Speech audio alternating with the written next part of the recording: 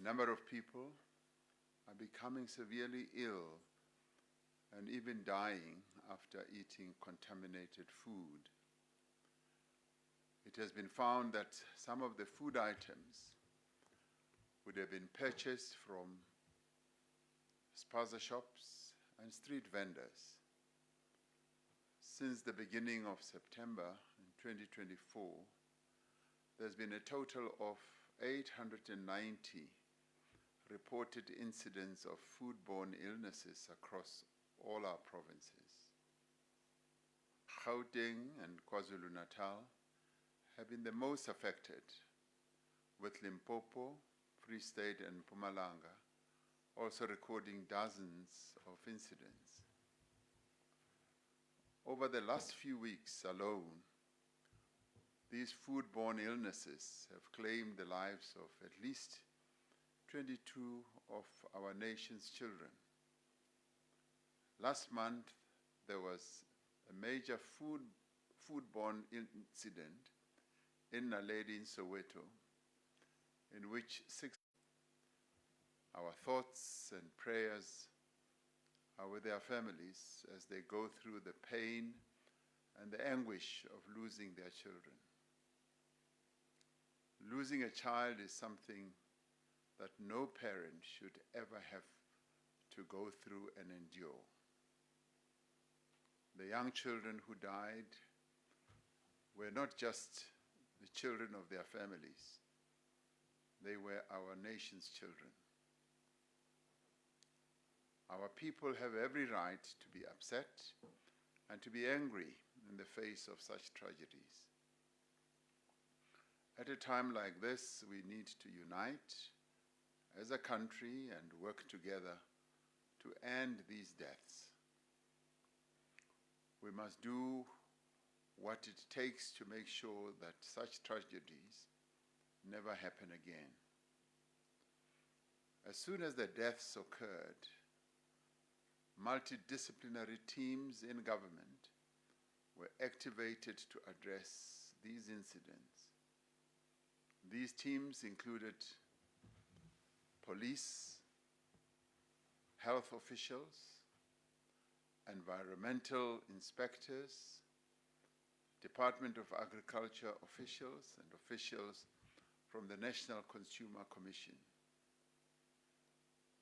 Cabinet has met on 3 occasions to receive reports from these departments on the recent incidents. This is what we now know.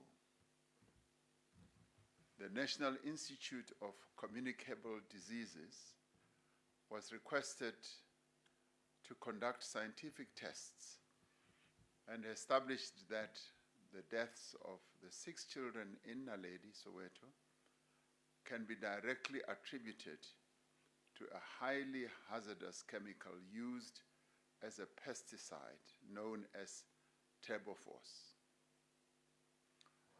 Turbophos can have serious health effects, even at low levels of exposure. Turbophos is an organophosphate chemical that is registered in our country for agricultural use. It is not allowed to be sold for general household use. However, this chemical is being informally sold as a so-called street pesticide for domestic use in townships, in informal settlements, to control rats and rodents. Samples were taken from 84 spaza shops in Naledi.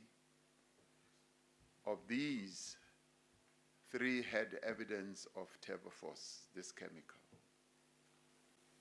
After stringent testing, a chip packet found on one of the children who had died had traces of Turbophos on both the inside and the outside of the packet.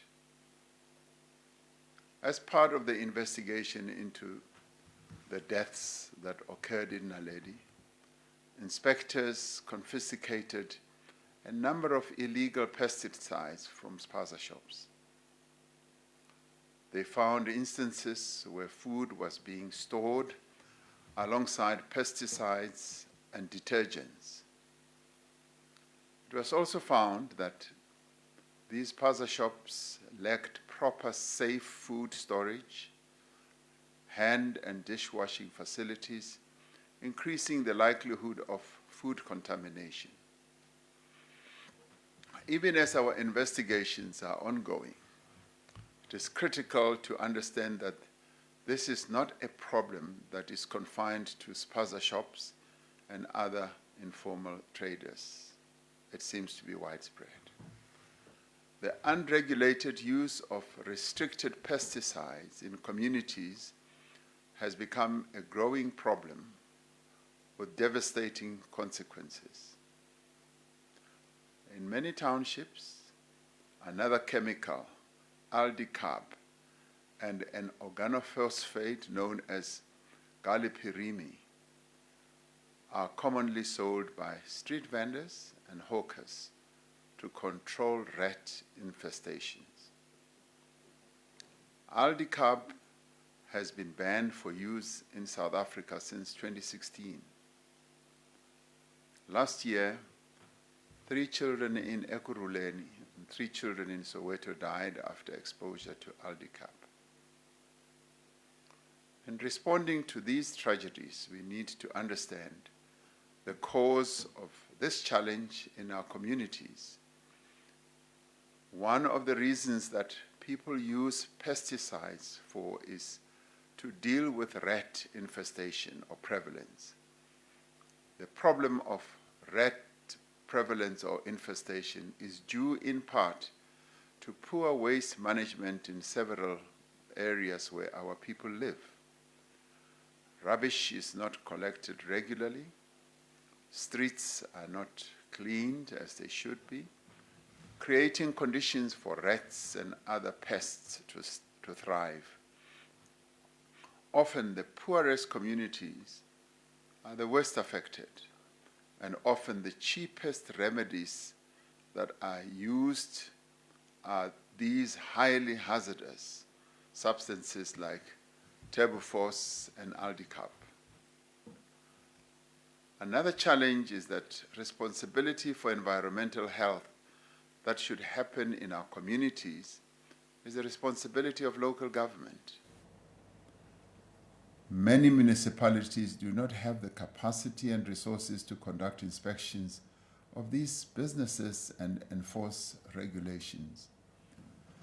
Our response must therefore address all these factors that contribute to the problem. We also need to prevent the spread of misinformation which has been prevalent.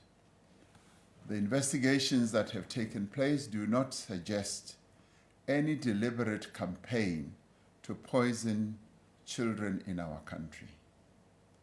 There is also no evidence that the problem is confined to spaza shops that are owned by foreign nationals only.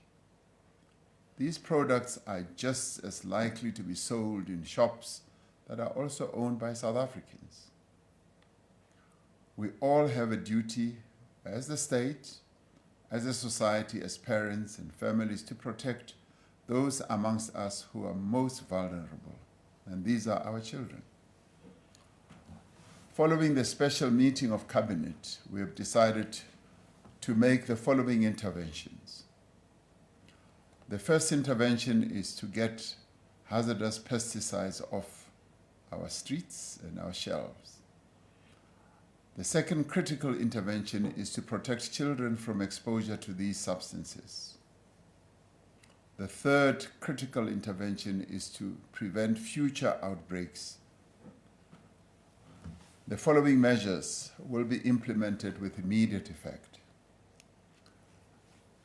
To get hazardous pesticides off the street, we now have directed that the spaza shops, which have been implicated in the deaths of children, must be closed with immediate effect. all spaza shops and other food handling facilities must be registered within municipalities in which they operate within 21 days from today.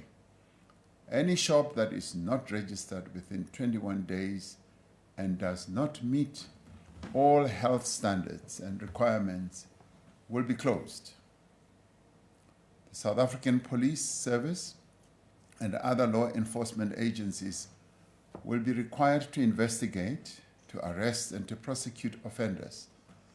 This will involve close cooperation with all registered manufacturers, retailers, and suppliers. Integrated multidisciplinary inspection teams will undertake compliance inspections of food handling facilities, manufacturers, distributors, wholesale and retailers. This will include spaza shops as well as general dealers. Non-compliant businesses and shops linked to any poisoning incidents or found to unlawfully stock hazardous chemicals will be shut down and the law will take its course. A massive campaign of door-to-door inspection of all spaza shops, tuck shops and other informal traders will be undertaken, starting with Gauteng and KwaZulu-Natal. This will be undertaken by interdisciplinary inspections teams consisting of the South African Military Health Services, which did very well during COVID, environmental health practitioners, the South African Police Service, the National Council of Consumers, labor inspectors, and others. The initial phase of inspections will need to be completed within a month. All registered manufacturers of table force will be inspected, that is their premises, to ensure that no products are diverted into non-agricultural markets. The supply chain process for distribution and sale of table force will be investigated to ensure that controls are being adhered to and that there is accountability for who they sell to in the agricultural sector. Regulations and protocols on the traceability, repackaging and distribution and sale of pesticides, insecticides and foodstuffs will be strengthened. The second intervention is about the protection of children from exposure to harmful substances. The Department of Basic Education will immediately issue a circular to provincial education departments and all schools on best practice protocols for preventing and managing foodborne illnesses within schools. By the start of the new school year, the Department of Basic Education and school governing bodies, together with the Department of Health, will review and update the guidelines for schools on the management of suppliers of foodstuffs to all schools. This will include tuck shops operated at these schools and indeed everyone who sells food just outside the school premises. A public education campaign will be launched aimed at children, parents, caregivers, and the broader community on the food safety issues and the identification, the handling, and storage of dangerous chemicals. This campaign will also include the Government Communication Information Service. It will include government departments and agencies. We will also get industry organizations and civil society formations to also participate in this. And this will be complemented by a public education campaign aimed at communities, owners of shops, informal traders, and other retailers on health, safety, and hygiene regulations, and the identification of hazardous products and regulations that apply to hazardous products and the legal consequences if these are not adhered to. Ministers of Basic Education and Health and other government departments will classify certain pesticides and insecticides not suitable for home use or dangerous objects that may not be brought or used on school premises. This will be undertaken in terms of the regulations and safety measures for public schools. The third intervention will be aimed at preventing future outbreaks. I have directed that the joint operational and intelligence structures be established at national and provincial level to deal with this crisis. In dealing with this crisis, our local municipalities will be required to take urgent action to address the problem of rat infestations by cleaning cities and towns and removing waste. All municipal landfills sites will be required to comply with the National Environmental Management Waste Act, and failure to comply will result in strict sanctions that include directives, compliance notices, and yes, enforcement measures. Now, a ministerial health advisory committee is being set up to develop medium and long-term prevention measures. This committee will consist of experts such as toxicologists, pediatricians, chemical pathologists, epidemiologists, forensic pathologists, and others. All deaths of patients who are 12 years and below will now be made notifiable in terms of the notifiable medical condition surveillance system. An electronic medical certification of death will be established to allow the National Department of Health to access cause of death information immediately after a death is certified. The work of the Biosecurity Hub will be strengthened to better control the entry of products, organisms, and harmful biological products at ports of entry. The Department of Agriculture is in the process of reviewing and updating all relevant legislation with respect to the regulation and authorization of agricultural pesticides for use in our country. A joint fund of 500 million rand will be established by the Department of Trade, Industry and Competition and Small Business Development to support township and rural businesses, including community convenience stores.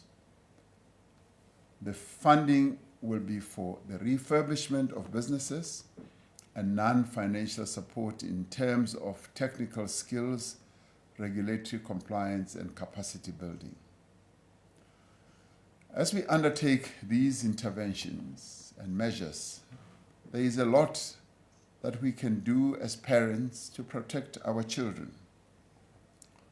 As consumers and parents, if we buy food or send our children to buy food, it must only be from places that are licensed to sell foodstuffs and that observe food safety regulations. We must make it a habit to check that food is prepared in a clean and hygienic area. We must make sure that foodstuffs being sold have a clear branding and labels. The names of the manufacturers must be clearly depicted and that they do not have expiry dates that have long passed. We must educate our children about food safety and teach them to check for this labeling themselves. Anyone who sees fake foodstuffs and expired foodstuffs being sold in our communities should report them to the National Consumer Commission. The number for the National Consumer Commission is 012-065-1940. 012-065-1940. We have to take greater care with the storage and the utilization of pesticides and dangerous chemicals, as not doing so has dire consequences. We must only buy pesticides that are in their original containers and that are clearly labeled for household use. All dangerous chemicals must be kept out of reach of children. Spaza shops and street vendors have a special responsibility for the health and safety of their customers. They need to operate responsibly and in terms of our laws. They need to observe